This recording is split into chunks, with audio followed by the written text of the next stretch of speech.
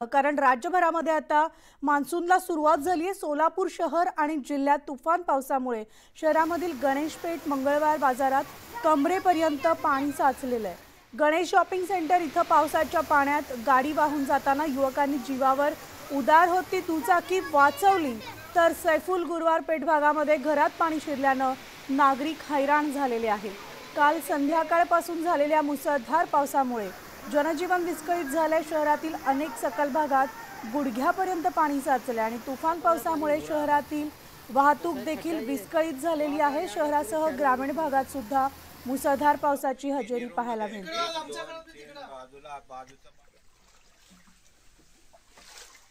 तर आमचे प्रतिनिधी प्रीतम पंडित आपल्या सोबत आहेत, थेट आपण जाणार आहोत। गुड मॉर्निंग प्रीतम, आज पावसाचा काय अंदाज आहे? सध्या काय परिस्थिती आहे? पाण्याचा निचरा झालाय का या ठिकाणी? Good morning Manali. सोलापूर शहरात काल तुफानाचा पाऊस झालेला आहे। पाहायला गेलं तर सायंकाळी 5 वाजल्यापासून ते रात्री 10 वाजेपर्यंत अवघ्या 6 तास 80 मिलीमीटर पावसाची नोंद सोलापूर शहरात करण्यात आलेली आहे। पाहायला गेलं तर सोलापुरातून जे काही चित्र आपल्याला आपल्या माध्यमातून दिसत आहे ते परिसर आहे, तो गणेशपेठ परिसर आहे। त्या ठिकाणी जे रस्ते आहेत त्या रस्त्यांवरती पाणी साचल्यानंतर मात्र गुडघाभर नाही तर कमरे इतकं पाणी आपल्याला या ठिकाणाहून दिसत आहे। त्यामुळे जे वाहनं उभी केली होती, जे दुचाकी उभ्या केल्या होत्या, त्या दुचाकी वाचवण्यासाठी जो युवक आहे तो धडपड करताना आपल्याला आपल्या टीव्ही स्क्रीनवर दिसत आहे। मात्र त्याचप्रमाणे अवंतीनगर असेल किंवा निराळे वस्ती असेल किंवा शेळगी दाहिटणे बुधवार पेठ असेल, या ठिकाणी मात्र लोकांच्या घरात पाणी शिरलं होतं। मात्र ते निचरा होण्यासाठी अख्खी रात्र त्या जे नागरिक आहेत त्यांना जागून काढावी लागली होती। त्यासाठी प्रशासनाकडे तक्रार करण्यात आली होती। जी मनपा आपत्कालीन विभाग आहे त्याकडे अवघ्या अर्ध्या तासात 47 तक्रारी दाखल झाल्या होत्या। मात्र सोलापूर महानगरपालिकाकडून जे पावसाळी काम केल्याचे अंदाज किंवा जे व्यक्त केले जात आहेत ते मात्र कागदावरच होते की काय, असाच प्रश्न सध्या सोलापूरकरांना पडलेला आहे। त्यामुळे अवघ्या 6 तासात 80 मिलीमीटर पावसाची नोंद झाली होती। मात्र नालेसफाईचे खोटेपणा मात्र यातून उघड झालेला आहे। त्यामुळे कुठेतरी आता प्रशासनाने याकडे लवकरात लवकर दक्षता घेऊन जे नालेसफाईचं काम आहे ते लवकरच हाती घेऊन पूर्ण करण्याची मागणी आता सोलापूर करत आहे। मात्र प्रीतम, आपण पाहतोय दृश्यांमध्ये की पहिल्याच पावसामध्ये सोलापूरमध्ये जनजीवन विस्कळीत झालेलं आहे आणि याला पूर्णपणे पालिका जबाबदार असल्याचं नागरिकांचं म्हणणं आहे। कारण पहिल्याच पावसामध्ये नालेसफाई अपुरी असल्यामुळे ठिकठिकाणी पाणी साचलेलं होतं। अनेकांच्या घरामध्ये दुकानांमध्ये पाणी शिरलेलं आपल्याला पाहायला मिळते, तर वाहनं सुद्धा अडकून पडलेली आहेत। धन्यवाद प्रीतम या सविस्तर माहितीसाठी। तर मुंबईमधल्या विक्रोळीच्या पार्क साइट परिसरामध्ये एका नव्या इमारतीचा स्लॅब कोसळला। या दुर्घटनेमध्ये एका सुरक्षा रक्षकासह त्याच्या 10 वर्षाच्या मुलाचा मृत्यू झालेला आहे। वडिलांना डबा देण्यासाठी आलेल्या या 10 वर्षाच्या मुलाचा यामध्ये दुर्दैवी मृत्यू झालाय। काल रात्री 11च्या सुमारास ही घटना घडली आहे। मुसळधार पाऊस सुरू होता दरम्यान ही घटना घडली आहे। विक्रोळीमधल्या कैलास बिझनेस पार्क जवळ ही दुर्घटना घडलेली आहे।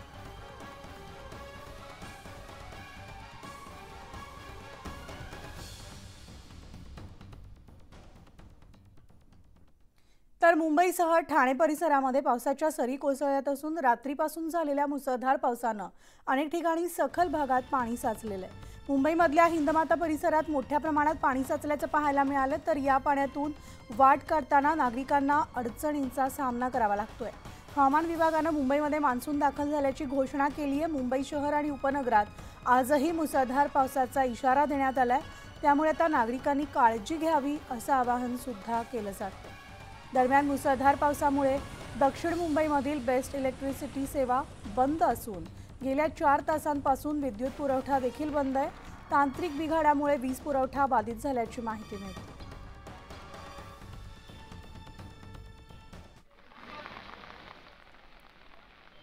तर ही दृश्य आहेत दादर येथील हिंदमाता परिसरामधली। हा भाग मुंबईमधला सखल भाग असून या इथं दरवर्षीच खरं तर पाणी साचतं आणि त्यानुसार पालिका या ठिकाणी नियोजन करत असते। मात्र यंदा या ठिकाणी पालिकेकडनं ठिकठिकाणी पाणी साचले पाहायला मिळते। पालिकेकडनं नालेसफाई असेल किंवा पाण्याचा निचरा होण्यासाठी जी यंत्रणा राबवली जाते त्या यंत्रणेमध्ये कमतरता जाणवते, कारण पहिल्याच पावसात मुंबईमधल्या हिंदमाता, दादरमधल्या अनेक ठिकाणी पाणी साचलेलं पाहायला मिळते। तर आजही मुसळधार पावसाचा इशारा हवामान खात्यानं दिलाय।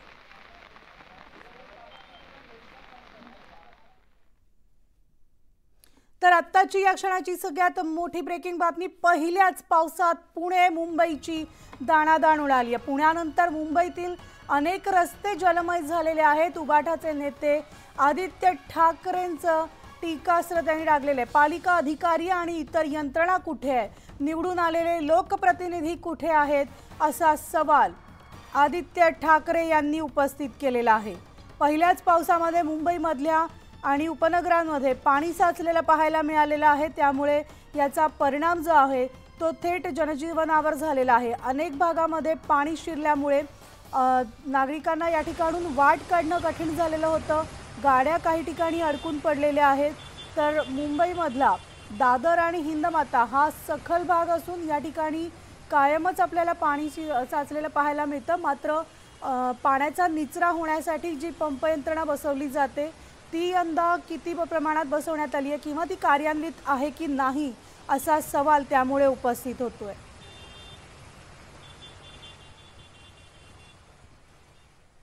तर आदित्य ठाकरे यांनी आपल्या एक्सवरनं नेमकं काय म्हटलंय ते आपण पाहूयात। पावसावरून त्यांनी सरकारला सवाल उपस्थित केलाय। पहिल्या पावसात पुण्यानंतर मुंबईतील अनेक भाग जलमय झालेत। पालिका अधिकारी आणि इतर यंत्रणा कुठे आहे? निवडून आलेले लोकप्रतिनिधी कुठे आहेत? हे प्रश्न विचारलेत आदित्य ठाकरे यांनी आणि त्यांच्यामुळे एजन्सी एकट्या पडलेल्या आहेत। साधारणतः अभिप्राय पायाभूत सुविधा संस्था आणि सेवा पुरवठादार यांच्याशी समन्वय साधण्यासाठी यंत्रणा असते। पाणी साचू नये म्हणून पंप लावले जातात। मात्र हवामान खात्यानं अंदाज वर्तवल्यानंतरही यंदा पहिल्याच पावसात मुंबई आणि पुणे महानगरपालिकेनं काहीच सोय न केल्याचं दिसून आलेलं आहे। तर हे ट्विट एक्स वरून आदित्य ठाकरे यांनी शेअर केलंय। शिवाय वसई विरारमधील सखल भागात सुद्धा पाणी साचले। पहिल्याच पावसात पालिकेच्या दाव्याची यामुळे पोलखोल झाली आहे। वसई विरारमध्ये सध्या पावसानं विश्रांती घेतलेली असली तरी विरारच्या मनवेलपाडा भागामध्ये रस्त्यावर पाणी साचलेलं आहे। मात्र पाऊस अर्धा तास तरी या ठिकाणी जरी आला तरी नालासोपारा आणि वसई विरार इथले अनेक सखल भाग हे लगेच जलमय होत आहेत। पहाटेपासूनच पाऊस नसल्यामुळे अनेक ठिकाणी पाण्याचा निचरा जो आहे तो झालेला आहे। तर काल पावसामुळे फटका बसलेली पश्चिम रेल्वे सध्या वेळेवर धावतीये। लोकल गाड्या सुरळीत सुरू आहेत।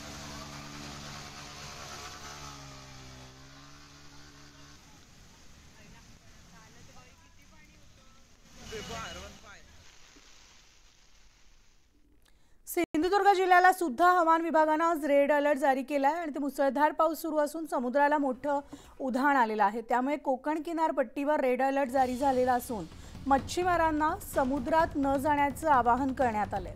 2 दिवसांपूर्वी जिल्हा प्रशासनाच्या सूचनांना केराची टोपली दाखवत काही मच्छीमार समुद्रात गेले होते। मात्र दुर्घटना होऊन बळी गेला आणि मात्र आता इशारा देऊनही मासेमारीला गेल्यास कारवाई करणार असल्याचा इशारा जिल्हा प्रशासनाने दिला।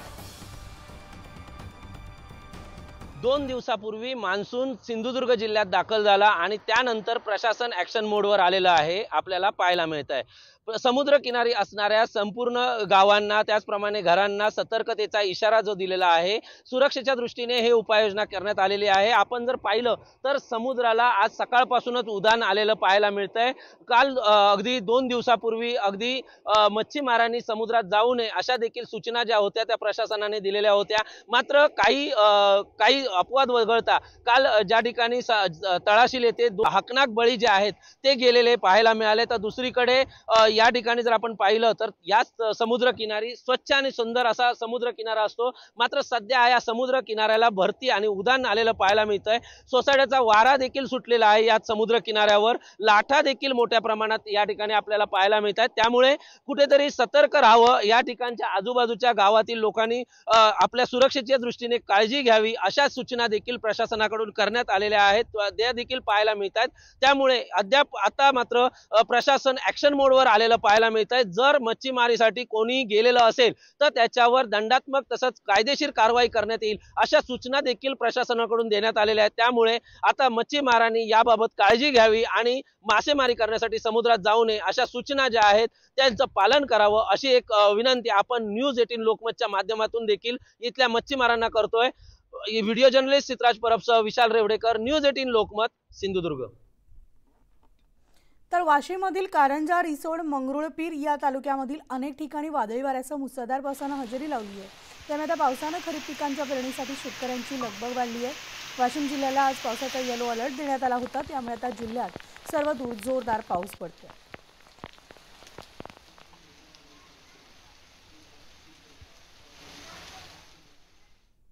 तर मनमाड, नांदगाव शहरासह ग्रामीण भागात सुद्धा जोरदार पाऊस झाला। रात्रभर झालेल्या पावसानं परिसराला झोडपून काढलंय। अनेक ठिकाणी सखल भागात पाणी साचलेलं असून नागरिकांना अडचणींचा सामना करावा लागतोय। पावसाचं आगमन झाल्यामुळे बळीराजा सुखावलाय।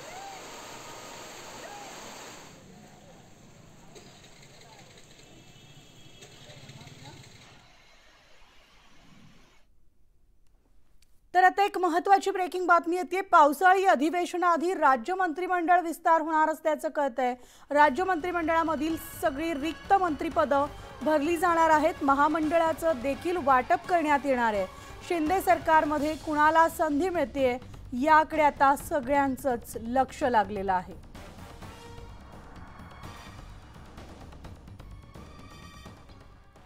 तर कालच आपण पाहिलं पंतप्रधान पदाचा शपथविधी सोहळा पार पडला। नरेंद्र मोदी तिसऱ्यांदा पंतप्रधान झाले। कॅबिनेट मंत्र्यांची सुद्धा शपथविधी त्या ठिकाणी पार पडली। तर आज राज्यातनं आता एक वेगळी महत्त्वाची ब्रेकिंग बातमी येते, ती म्हणजे पावसाळी अधिवेशनाआधी राज्य मंत्रिमंडळ विस्तार होणार असल्याची माहिती न्यूज 18 लोकमतला सूत्रांकडून मिळते आणि राज्य मंत्रिमंडळातील सगळी रिक्त मंत्रिपदं भरली जाणार आहेत। त्यामुळे महामंडळांचं सुद्धा वाटप केलं जाईल आणि शिंदे सरकारमध्ये कुणाला संधी मिळते याकडे देखील अनेकांचं लक्ष लागलेलं आहे। याविषयीचे अपडेट जाणून घेणार आहोत आमचे प्रतिनिधी तुषार रुपनवार यांच्याकडनं। तुषार, गुड मॉर्निंग। पावसाळी अधिवेशनाआधी राज्य मंत्रिमंडळाचा विस्तार होणार असल्याचं कळतंय, काय अपडेट्स? Manali, good morning. कारण की येणाऱ्या 3 महिन्यामध्ये विधानसभा निवडणूक आहे आणि विधानसभा निवडणुकीच्या पार्श्वभूमीवरती आपण या ठिकाणी राज्याचा मंत्रिमंडळ विस्तार होताना पाहायला मिळू शकतो। कारण की काही आमदार आता आपल्याला केंद्रामध्ये खासदार म्हणून जाताना पाहायला मिळत आहेत। त्यामुळे त्यांची रिक्त झालेली मंत्रिपदं त्याचप्रमाणे विभागनिहाय आपल्याला हा मंत्रिमंडळ विस्तार होताना पाहायला मिळतील। त्यामध्ये राज्यमंत्र्यांची संख्या देखील आपल्याला वाढताना पाहायला मिळू शकते। कारण की प्रत्येक विभागामध्ये आपल्या पक्षाची ताकद वाढावी म्हणून या ठिकाणी मंत्रिमंडळ विस्तार केला जाऊ शकतो। त्यामुळे नव्या मंत्रिमंडळ विस्तारामध्ये भाजप असेल, अजित पवार यांची राष्ट्रवादी असेल किंवा एकनाथ शिंदे यांची शिवसेना असेल, या तिन्ही पक्षामध्ये नेमकी संधी कोणाकोणाला मिळते, त्याचप्रमाणे लोकसभा निवडणुकीचा जो फटका बसला महाराष्ट्रामध्ये त्याला कोणकोणते मंत्री कारणीभूत होते त्यांना देखील यामध्ये गच्ची बसू शकतो। त्यांची देखील या ठिकाणी खाती कापली जाऊ शकतात। त्यामुळे येणारा नव मंत्रिमंडळ विस्तार हा 10 ते 12 दिवसामध्ये होऊ शकतो। कारण की 10 ते 12 दिवसानंतर राज्याचं पावसाळी अधिवेशन आहे आणि पावसाळी अधिवेशनाच्या पार्श्वभूमीवरती सर्व मंत्र्यांना हाती देखील असणं तितकंच गरजेचं आहे। त्यामुळे राज्याचा मंत्रिमंडळ विस्तार येणारे 10 ते 12 दिवसामध्ये होईल। त्यामध्ये काही नवीन तरुण चेहऱ्यांना संधी मिळेल, तर ज्यांनी लोकसभा निवडणुकीमध्ये काम केलं नाही अशा मंत्र्यांचा पत्ता देखील यामध्ये कापला जाऊ शकतो। निश्चितच धन्यवाद तुषार या सविस्तर अपडेटसाठी।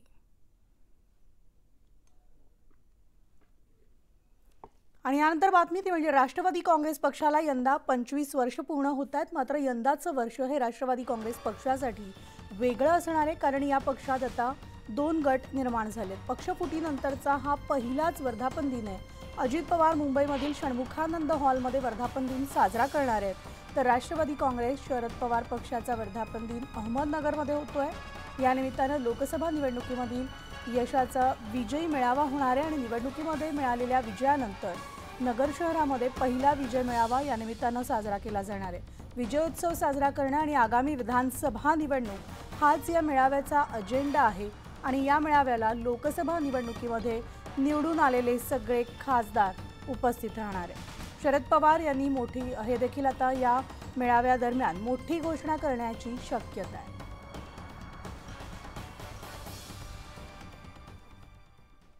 तर नव्या केंद्रीय मंत्रिमंडळाची आज पहिली बैठक होत असून पंतप्रधान मोदींच्या अध्यक्षतेखाली ही बैठक होणार आहे. मंत्री परिषदेच्या बैठकीला सगळे मंत्री उपस्थित राहणार आहेत आणि संध्याकाळी 5 वाजता पंतप्रधान कार्यालयामध्ये या बैठकीचं आयोजन करण्यात आलेलं आहे. त्यामुळे नव्या केंद्रीय मंत्रिमंडळाच्या या पहिल्या बैठकीकडे अवघ्या देशाचं लक्ष असणार आहे.